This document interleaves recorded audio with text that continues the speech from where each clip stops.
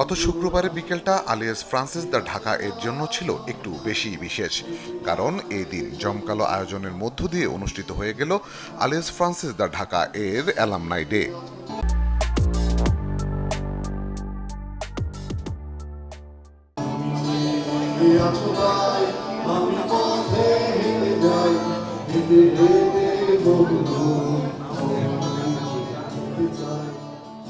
দিনটা শুরু হয় একটি ফরাসি ডেমো ক্লাসের মাধ্যমে, যেখানে অংশগ্রহণকারীদের ফরাসি ভাষা সম্পর্কে ধারণা দেওয়া হয়।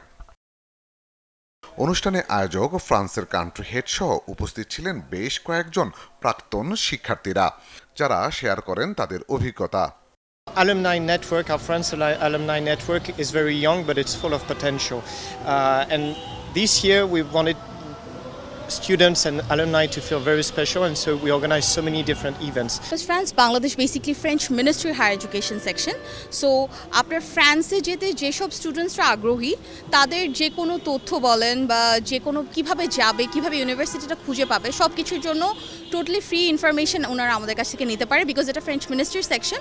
আজকে ফ্রান্স অ্যালামনাই ডে, আজকে খুবই ভালো লাগছে। আমরা এখানে ফ্রান্স অ্যালামনাই এবং যারা হায়ার স্টাডি অ্যাসপায়ারেন্ট টু ফ্রান্স, আমরা সবাই একত্রিত হয়েছি, খুবই ভালো লাগছে। অনুষ্ঠানে বিশেষ আকর্ষণ হিসেবে গান পরিবেশন করেন জনপ্রিয় ব্যান্ড আভাস। নাচে গানে আমন্ত্রিত অতিথির সাথে আনন্দ ভাগাভাগি করে নেন সকলে। আলী আফতাব, চ্যানেল 24, ঢাকা।